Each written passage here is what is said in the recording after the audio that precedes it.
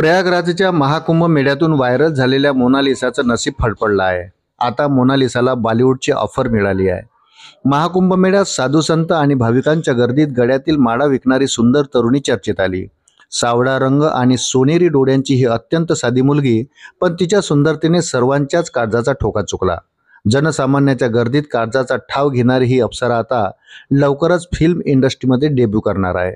Viral girl Mona Lisa लवकरच बॉलिवूड चित्रपटात पदार्पण करणार आहे। वृत्त सविस्तर जाणून घेण्याकरता चॅनलला सबस्क्राईब जरूर करा। व्हायरल गर्ल मोनालिसा आता लवकरच बॉलिवूड जगतात प्रवेश करणार आहे। प्रसिद्ध चित्रपट दिग्दर्शक मनोज मिश्रा यांनी त्यांच्या आगामी द डायरी ऑफ मणिपूर या चित्रपटासाठी मोनालिसाला ऑफर दिली आहे। दिग्दर्शक मनोज मिश्रा यांनी the diary of West Bengal सारख्या चित्रपटातून प्रसिद्धी मिळवली आहे। महत्त्वाचं म्हणजे या चित्रपटात मोठे कलाकारही झळकणार आहेत। प्रयागराजमध्ये वडिलांना माळा विकून 2 पैसे कमवण्यासाठी मदत करण्याच्या इच्छेने पोहोचलेली मोनालिसा भोसले रातोरात प्रसिद्ध झाली। आता याच प्रसिद्धीमुळे तिचं बॉलिवूड चित्रपटात काम करण्याचं स्वप्न पूर्ण होणार आहे। दिग्दर्शक मनोज मिश्रा यांनी मोनालिसा भोसलेला पुढील चित्रपटासाठी साईन केला आहे।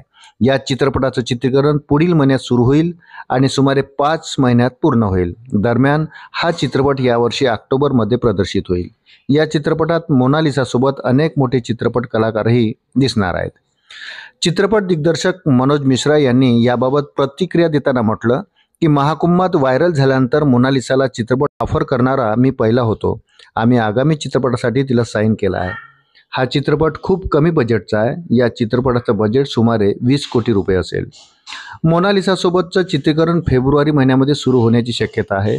हा चित्रपट ऑक्टोबर महिन्यात चित्रपटगृहामध्ये प्रदर्शित होईल।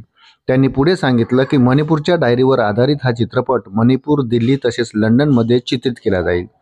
8 फेब्रुवारीला लंडनमध्ये चित्रपटाचं शूटिंग होईल।